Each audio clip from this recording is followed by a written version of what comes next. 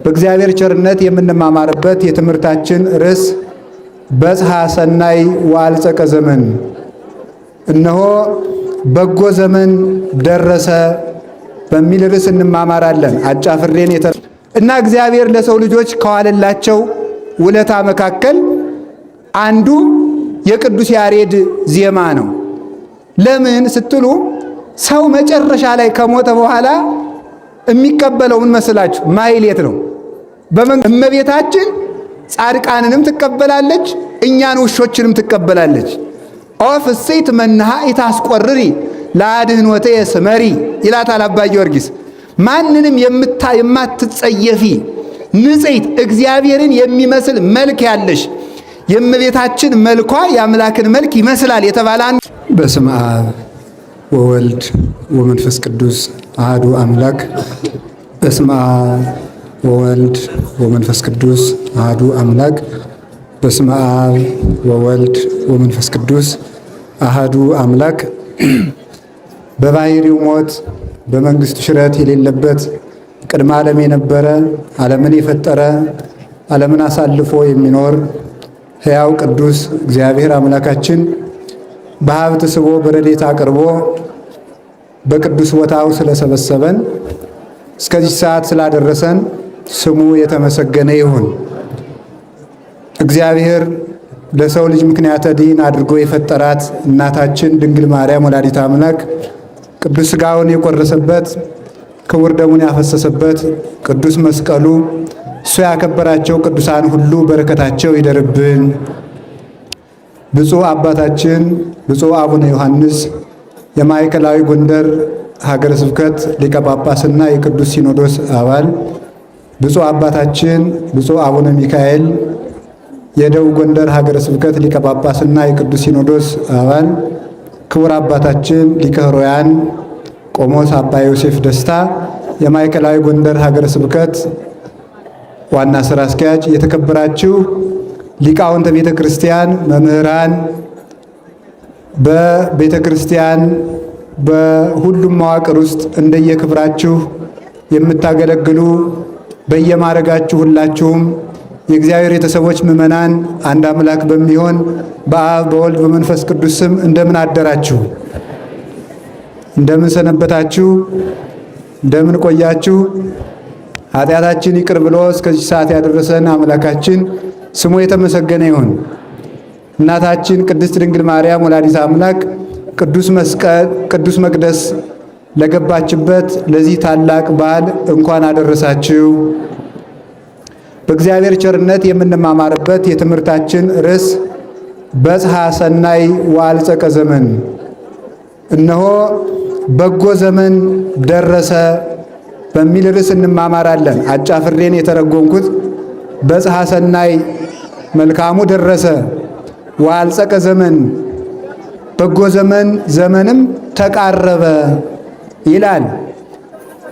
በጽሐ ሰናይ ወአልጸቀ ዘመን ወበዓላ ለቅድስት ማርያም የተናገረው ቅዱስ ያሬድ ነው። ቅዱስ ያሬድ ሊቃውንቱ ሌሊቱን ሲያመሰግኑበት ያደሩበት የቅዱስ ያሬድ ኃይለ ቃል ነው። ቅዱስ ያሬድ እግዚአብሔር ሰውን መውደዱን ከገለጠባቸው ቅዱሳን መካከል አንዱ ነው።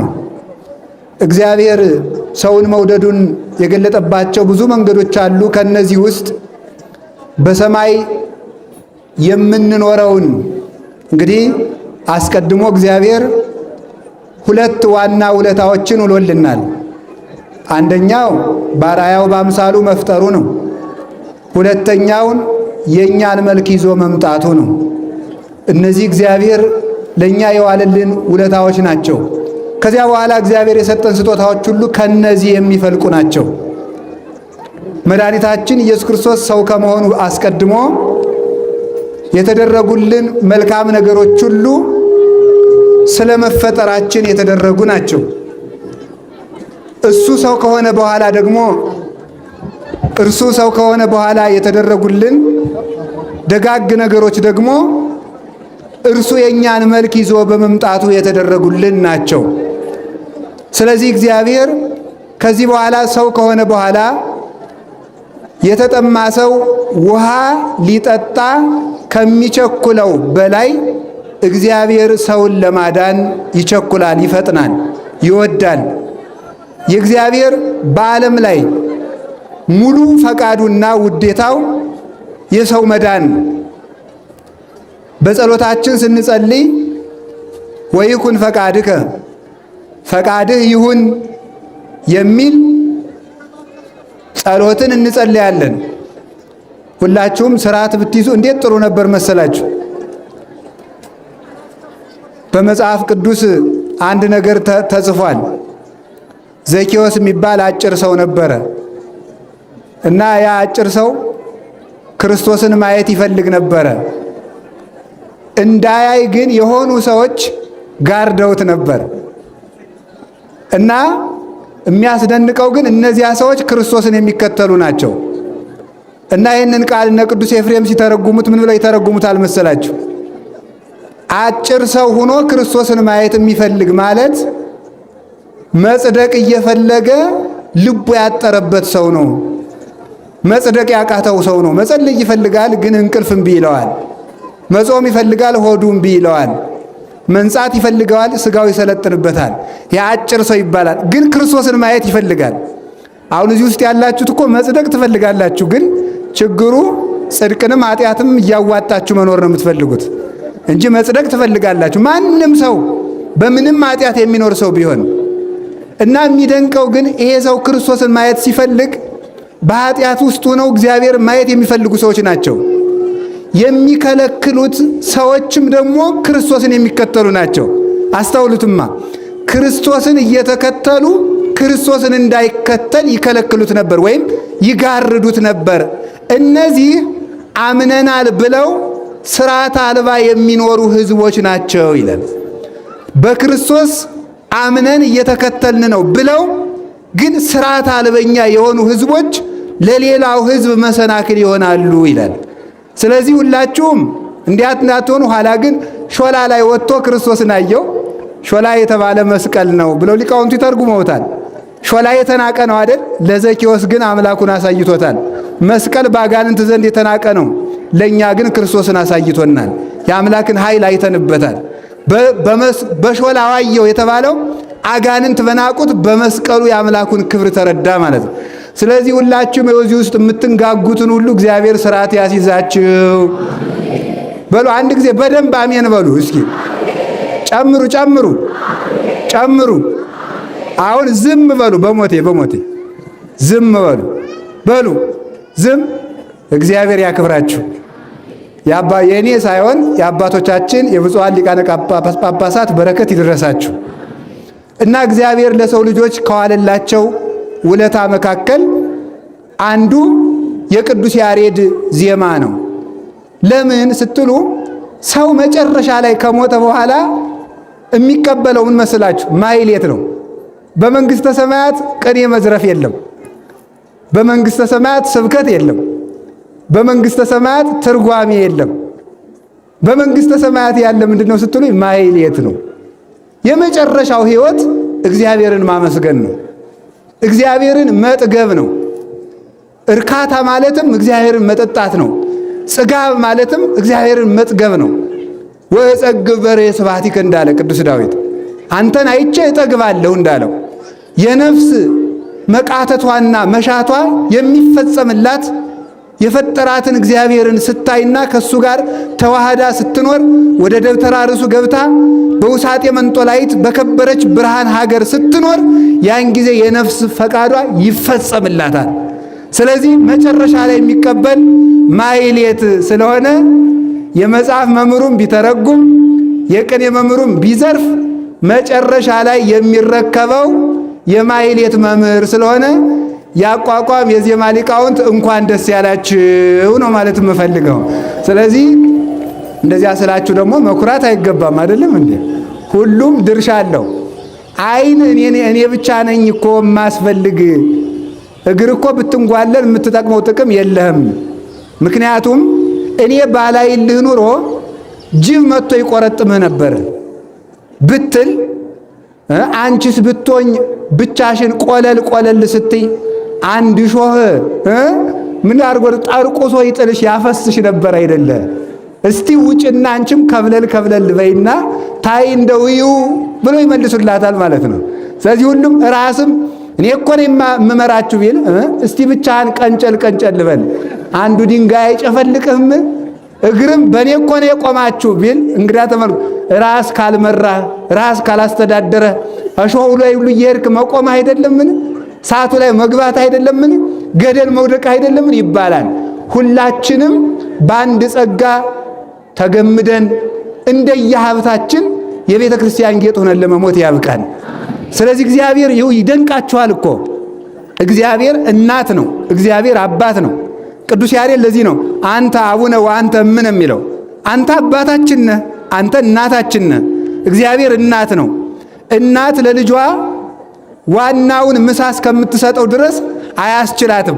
እስከዚያ ይችን ጥሬ እየቆረጠምክ ቆይ፣ እስከዚያ ይችን ቂጣ እየቀመስክ ቆይ፣ እስከዚያ ይችን ብላ ትላለች። ደግሞ እየጋገረች ሁሉ ተመልከቱ። ልጇ እንጨት ለቅሞ ባመጣላት ወጥ ሰርካ እስከምትደርሰው ራብ ያለቀ ይመስላታልና መጣው አይዞህ ልጄ ትለዋለች። እግዚአብሔር እንደዚያ ነው። ወልድ ሁየ መጻን ዘይ ቀንጽ ማይከለ አድባር ወያንበሰብስ በዲበ አውግር የሚለው ነው። ልጅ ወልድሜ ክርስቶስ በተራሮች መካከል መር እያለ መጣ ይላል። አሁን ክርስቶስ የሚዘል መሰላችሁ እንዴ?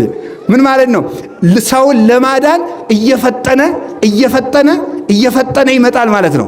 ስለዚህ መንግሥተ ሰማያት ውስጥ ገብተን የምናገኘውን ማህሌት እስከዚያ ድረስም ደግሞ እንደ ዳረጎት የቅዱስ ያሬድን ማህሌት እየጠገባችሁ ቆዩ ብሎ ለኢትዮጵያውያን ይሄንን የሰጠን እናት የሆነ እግዚአብሔር የተመሰገነ ይሁን።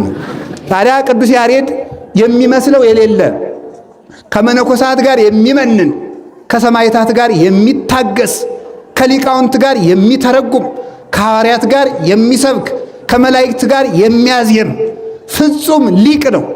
እንደሱ ያለ ሊቅ በቤተ ክርስቲያን በእውነት አልተነሳም። ሁሉም በየድርሻው እንደገሌ ያለ አልተነሳም ይባላል። እሱን የሚመስል ባይኖር ቅዱስ ያሬድ የሚመስለው የለም። በረከቱ ይደርብን። እንዲህ ከሆነ እንግዲህ እኔ እንኳን የሊቃውንቱን ለማድነቅ ነው እንጂ አይዟችሁ እንደናንተ ነኝ ኮሽ አይልብኝም። እኔ ማህሌት አላውቅም፣ እኔ የሚያውቁትና ያልኳችሁ። ስለዚህ ቅዱስ ያሬድ እስመ ለዓለም የሚባለውን ዛሬ ሊቃውንቱ ያሉት ላይ በጽሐ ሰናይ ዋልጸቀ ዘመን እነሆ መልካም ነገር ደረሰ፣ በጎ ዘመን ደረሰ አለ ቅዱስ ያሬድ። ምንድን ነው ይሄ በጎ ዘመን? ሁላችሁም አንድ ጊዜ በጎ ዘመን ደረሰ በሉ። እንዴት ያለ ዘመን ደረሰ? ይሄ ደስ የሚያሰኝ ነው። ዘመኑ ከፍቷል፣ ያለቀ ዘመን ነው። አይ ስምንተኛው የሚል አለ። ዝም ብሎ ይሄ ዝም ብሎ የጎበጠ ልብ ያለው ሰው ማለት ነው። በጎ ዘመን ደረሰ ነው ማለት። በጎ ዘመን ደረሰ ብሏል ቅዱስ ያሬድ። እንግዲህ ከዛሬ ከታኅሳስ 3 ጀምራችሁ ሁላችሁም ክፉ ዘመን መጣ አትበሉ፣ ጠማማ ዘመን መጣ አትበሉ፣ የጥፋት ዘመን መጣ አትበሉ። ማንም ሰው መነኩሴ ነኝ ቢል ባይታዊ ነኝ ቢል ክፉ ዘመን መጣ የሚል ሰው ካለ ይሄ የቅዱስ ያሬድ ጠበኛ ነው። ቅዱስ ያሬድ ያለ በጎ ዘመን መጣ ነው ያለ። ክፉ ዘመን መጣ አላለም። በጎ ዘመን መጣ ምንድን? ተመልከቱ። ወበዓላ ለቅድስት ማርያም፣ በጎ ዘመንማ ያልኩት የድንግል ማርያም በዓል ነው አለ። የድንግል ማርያም በዓል በጎ ዘመን ነው። እንዴት በጎ ዘመን ተባለ? በጎ ቀን፣ ከቀን ሁሉ የተመረጠ ቀን ድንግል ማርያም የምትከበርበት ቀን ነው። ለምን? እሷ ዘመናችን ናት። እመቤታችን ዕድሜያችን ዘመናችን ናት። የትንቢት መከር የሸከፍንባት ማይረረ ትንቢት ማርያም ዘመነ ጽጌ እንግዳ ይላታል ሊቁ። በእውነቱ ማይረረ ትንቢት ማርያም የትንቢቱን አዝመራ የጠገብንባት ዘመን። የትንቢቱ አዝመራ ምንድን ነው? እስመናው ክረምት ሀለፈ ወዝናምኒ ገባድሬሁ ጽጌ አስተራይ በውስተ ምድርነ ቃለ ማይነቅ ተሰማ ጊዜ ገሚድ በጽሐ አለ ሰሎሞን መኃልየ ሰሎሞን ምዕራፍ 2 ላይ ክረምቱ አልፎ ሄደ። ክረምቱ አለፈ። ምን መጣ ስንለው ተመልከቱ። ጽጌ በምድራችን ላይ በቀለ፣ አበባ ታየ። ቃለ ማይነቅ ተሰማ፣ ቁርየው ርግቡ ሁሉ ሲጮህ ተሰማ። የምድረ በዳ አዕዋፎች ሁሉ ጮሁ ደስ ብሏቸው፣ አዝመራ ደረሰ። በዚህ ደስ ብሏቸው ጊዜ ገሚድ በጽሐ፣ ባቄላውን ትርንጎውን እሸቱን ቆርጠን የምንበላበት ጊዜ ደረሰ። ክረምቱ አለፈልን ይላል። አንደኛ የዳይጽ ዳጥ ይለዋል ገበሬው። የዳይጽ የመሰናከያ ጭቃው እያዳጠ የሚጥልበት የውድቀቱ ዘመን ክረምት ነው እሱ። ሁለተኛ ከቅጠል ተስፋ በቀር ፍሬ የማይገኝበት በመስከረም እሸቱ ይደርስልኛል፣ በጥቅምት ይደርስልኛል፣ በህዳር ይደርስልኛል፣ በታኅሳስ እወቀዋለሁ፣ በጥር አስፈጨዋለሁ ከማለት በቀር በቆሎ ቢዘራ ባቄላ ቢዘራ ማሽላ ቢዘራ አንዷን እሸት የማይቀምስባት ዘመን ምንድን ነው? ክረምት ነው። ያ ዘመን አለፈ አለ። ክረምት ያለው ዘመነ ነቢያትን ነው። ዘመነ ነቢያት አልፏል። ዘመነ ዳይጽ ሰው ሁሉ እየተፍገመገመ ሲኦል የሚወርድበት የመሰናክሉ ዘመን ዲያብሎስ ሁሉን በኃጢአት መስገርት ሰጠጠ መስገርቶ ይለዋል። ተመልከቱ በመጽሐፈ ኪዳን የዲያብሎስን ገመዱን ወጥመዱን መረቡን ቀደደበት። ስለዚህ ተመልከቱ ክርስቶስ ነው ያን የቀደደው። ስለዚህ ሰው እየተሰናከለ ወደ ሲኦል የሚወርድበት ሰው ከትንቢት ተስፋ በስተቀር ፍሬ ክርስቶስን ያላገኘበት በረሃብ የተጎዳበት ዘመን 5500 ዘመን ሙሉ ሰው የተራበበት ክረምት ነበርና ምን አለ? ክረምቱ አለፈ። ጽጌ አስተራዬ አበባ ታየ። አበባይቱ ድንግል ማርያም ናት። ፍሬው ኢየሱስ ክርስቶስ ነው።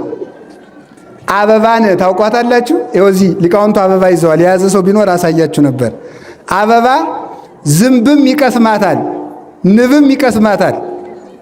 አዲያ እምቢ አትልም። ኧረ ዝንብ ወደዚያ ሂጂ ከብዙ ቦታ ውለሽ ነው የመጣሽ አትልም። ዝም ነው የምትለው።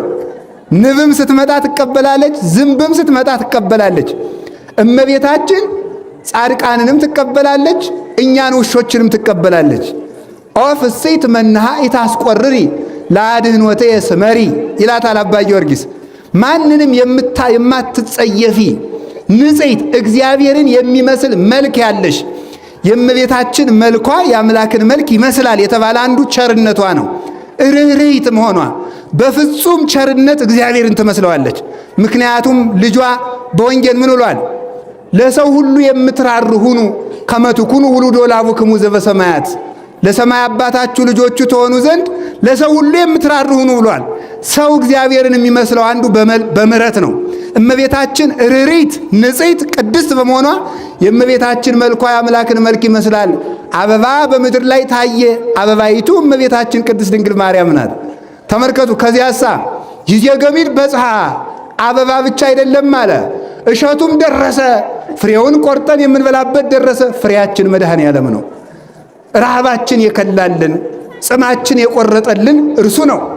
በትሪቱ ከእሴይ ስር የወጣችው አማናዊት ብትር እናታችን በትረ ሃይማኖት ዘይትጸንን ምስማኮሙ ለቅዱሳን ብንወድቅ የምትደግፈን እንድንቆም የምንመረኮዛት የምልጃ ምርኩዛችን ከእግዚአብሔር መርታ ያደረሰችን ሔዋን ወደ ዲያብሎስ ስትመራን ይቺ ደግሞ ወደ እግዚአብሔር መርታ ያደረሰችን ዓይናችን ናት እመቤታችን። ቅዱስ ኤፍሬም እንደተናገረ የቀኝ ዓይናችን ለዚህ ዓለም ሁለት ዓይን ወጥተውለታል። አንዲቱ የግራ አንዲቱ የቀኝ። የግራ ዓይናችን ሔዋን ናት፣ የቀኝ ዓይናችን ማርያም ናት ይላል ቅዱስ ኤፍሬም። በግራ ዓይናችን ሲኦልን አየን፣ በቀኝ ዓይናችን እግዚአብሔርን አየን። እግዚአብሔር የተሳለባት እግዚአብሔርን ያየንባት አካላዊ ቃል የዕለት ጽንስ ሆኖ የተቀረጸባት ከሷ ሥጋን ነስቶ ዓለምን የዋጀባት የድነት ልባም ዕቃ ማለት እናታችን ድንግል ማርያም ናት። መፍሪት ለንተ ይትበላ። ስለዚህ እመቤታችን ዘመነ ጽጋብ ናት፣ ዘመነ መከር ናት። አሁን ዛሬ ህዳር አይደለ? ታኅሳስ አይደለ? በታኅሳስ አዝመራ ይቸከፋል፣ እሸቱ ይበላል። እመቤታችን ለረሃባችን እሸት ያፈራችልን እሷ ዘመን ብቻ አይደለችም ያፈራችው፣ እሷ ዘመኒቱም እሷ። በእሷ ዘመን ፍሬ ተገኘ ያፈራችልን እመቤታችን። ለእሷም ክብር ምስጋና ይግባል እንደሚገባ በእውነቱ ማለት ነው። ሰው አንድ ሊቅ ያለውን ልንገራችሁ። ዲያብሎስ እመቤታችን የሚጠላት አንደኛ በትዕቢቱ፣ ሁለተኛ በቅናቱ፣ ሶስተኛ በምቀኝነቱ ነው ይላል። ይገርመኛል። እኔ በትዕቢቱ እንዴት እኔ ያሳትኳት የሔዋን ልጅ ይህንን ጉድ ትሰራኛለች፣ እንዴት አምላክን ትወልዳለች እኔ የናቅኳት ብሎ በዚህ ይበሳጫል። ቅናቱ ደግሞ እሱ የሌለውን ትሕትና እመቤታችን ይዛ ተገኝታለች። እሱ አምላክ እሆናለሁ ሲል እሷ ደግሞ የአምላክ እናት ትሆኛለች ሲሏት ኧረ እኔ አይገባኝም እንዴት አድርጌ አለች። ተመልከቱ።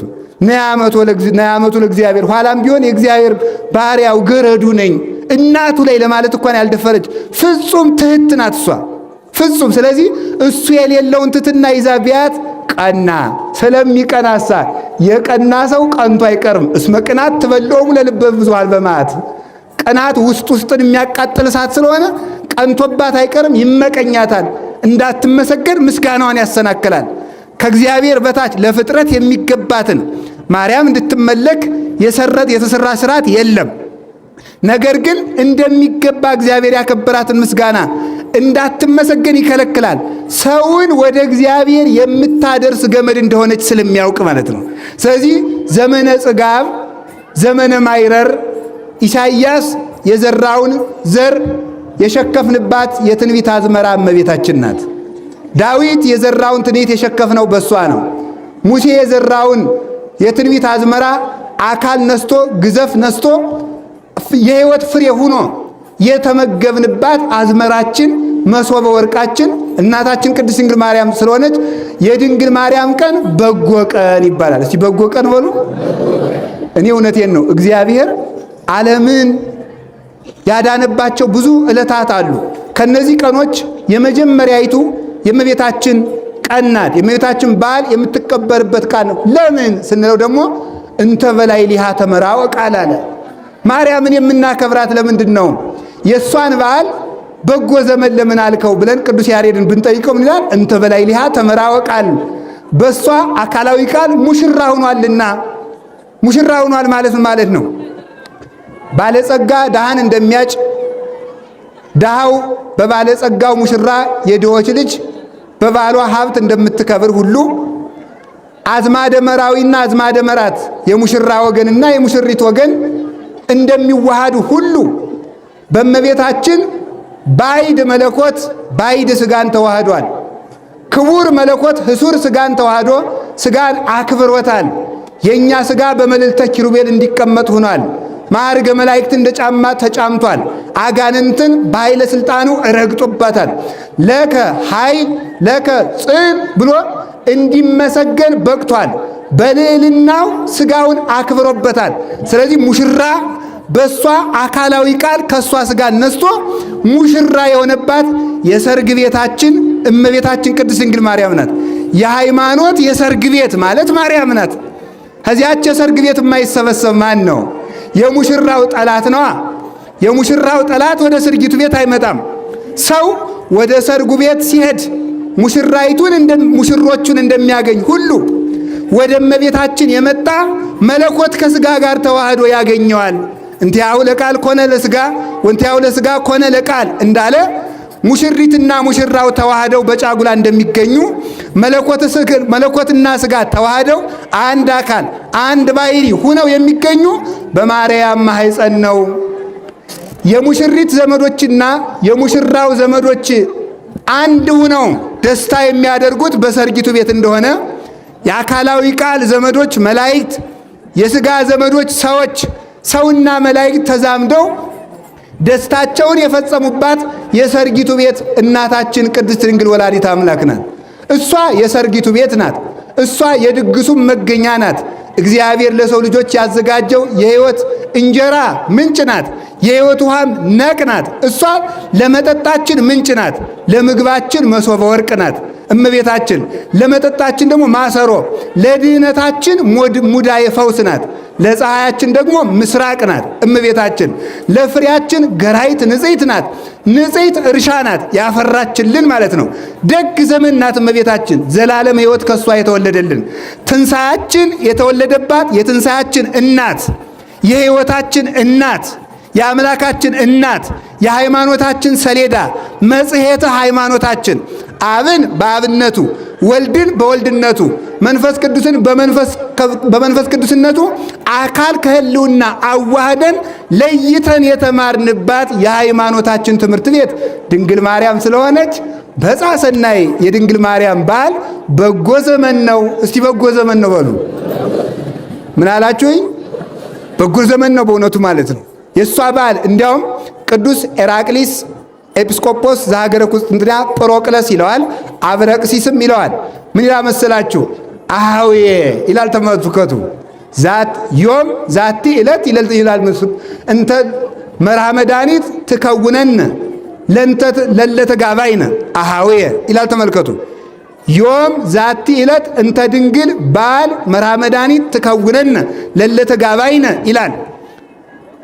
ኤራቅሊስ ሲናገር ወንድሞች እህቶች፣ እዚህ የተሰበሰባችሁ ሁሉ ዛሬ የምናከብራት የድንግል ማርያም በዓል የሁላችንም የድነት መሪያችን ናት ይላል። እስኪ የድነት መሪያችን በሉ። ይሄ በዓል ነው ለስቅለት ያደረሰን። ይሄ በዓል ነው ለትንሣኤ ያደረሰን። ይሄ በዓል ነው ለዕርገት በዓል ያደረሰን። ይሄ በዓል ነው ለጰራቅሊጦስ በዓል ያደረሰን። ይሄ በዓል ነው ለመጨረሻው ሰዓት ለምስሐ ደብረ ጽዮን የሚያደርሰን፣ ለመጨረሻይቱ ድግስ ለምጽአቷ የሚያደርሰን ከዚህ በዓል የተነሳ ነው። የድንግል ማርያም በዓላት ወደ ታላላቆቹ በዓላት የሚመሩ ናቸው። ስለዚህ ማርያም ቢል መርህ ለመንግሥተ ሰማያት። ማርያም ማለት መንግሥተ ሰማያት መርታ የምታገባ ናት። መንግሥተ ሰማያት ክርስቶስ ከክርስቶስ የምታገባ ናት ማለት ነው። ወደ ክርስቶስ የምታደርስ ናት። ለክርስቶስ በዓል የደረስንባቸው በዓላት የእመቤታችን በዓላት ናቸው። ስለዚህ ኢሳይያስኒ ይቤላ ቅንዕቲ ሐቁየኪ፣ ኢሳይያስ ጽዮን ኢየሩሳሌም ተነሺ ወገብሽን ታጠቂ፣ በጽድቅ ዝናር ታጠቂ። ይሄ ነው። ተመልከቱ። ምንድን ነው ይሄ? ጎኖቿ በሐመልማለ ወርቅ የተሸለሙ ያጌጡ፣ ወገበ ልቡናዋ ማለት ነው። ተመልከቱ። ወገበ ልቡናዋ በወርቅ ያገዱ፣ ከነፈ ርግብ በብሩር ዘግቡር ወገበ ኃጢያኒ በሐመልማለ ወርቅ። ኢሳይያስ ትንቢተ ኢሳይያስ ምዕራፍ 60 ላይ ያለውን ነው ቅዱስ ያሬድ አምጥቶ የዘመረው። ጽዮን አብሪ ጽዮን አብሪ ደስ ይበልሽ፣ ጽዮን ማርያም ማለት ነው። ቅንዕቲ ሐቁየኪ፣ እናትሽ ሔዋን የፈታችውን የጽድቅ ዝናር ንጽሕናን ታጠቂው አንቺ። ለአንቺ ያምርብሻል፣ አንቺ ቅድስናን አጊጭበት። ንጽሐ ሕሊና፣ ንጽሐ ሥጋ፣ ንጽሐ ነፍስ በአንቺ ላይ ይገኛሉ። ወልበሲ ትርሲተ መንግሥትኪ፣ አንቺ የመንግሥትሽን ልብስ ዘውድ ተቀዳጅ። ባጋንንት ላይ ሰልጥኝባቸው። ከእግዚአብሔር በታች ንግሥት አድርጎ እግዚአብሔር አክብሯታል። ወትቀውም ንግሥት በየማንከ፣ ንግሥቲቱ በቀኝ ትቆማለች ያለው ይህንን ነው። ቅዱስ ዳዊት ይህንን በአሕዛብ ነገሥታት ልማድ ሳይሆን በእስራኤል ነገሥታት ልማድ ነው የተናገረው። የእስራኤል ነገሥታት የአሕዛብ ነገሥታት የሚያነግሱ ሚስታቸውን ነው። የእስራኤል ነገሥታት ግን የሚያነግሱ እናታቸውን ነው። ይገርማቸዋል። አሁን የዛሬ ሴት ብትሆኑ እሺ አትሉም ነበረ። እኔ ተቀምጬ እናትክን የምታነግስ ትሉ ነበረ። እና የእስራኤል ነገሥታት የሚያነግሱ እናታቸውን ነው። ስለዚህ ለምን ይመስላችኋል ሰሎሞን ያነገሰ እናቱን ነው? ለምን? ሰሎሞን ማለት ሰላማዊ ነው። የሰላም አለቃ ክርስቶስ ነው። ሰሎሞን እናቱን፣ የእስራኤል ነገሥታት ተለይተው እናታቸውን የሚያነግሱት ድንግል ማርያም እነሱ የክርስቶስ አምሳል መርገፍ ስለሆኑ የእነሱ እናት ደግሞ የእመቤታችን ምሳሌዎች ስለሆኑ ነው። እመቤታችን ንግሥት ናት። የምን ንግሥት ናት? የርኅራኄ የምልጃ ንግሥት ናት። የጸሎት መርከብ ናት። ልጇ የጸሎት ወደብ ነው። እሷ መርከብ ናት። ጸሎት ሁሉ በእሷ ያደርጋል። አልቦ ጸሎት ወአልቦ ትንባሌ እንበሌኪ ማርያም ዘያርግ ሉዓሌ። ያለ እመቤታችን የሚያርግ ጸሎት የለም።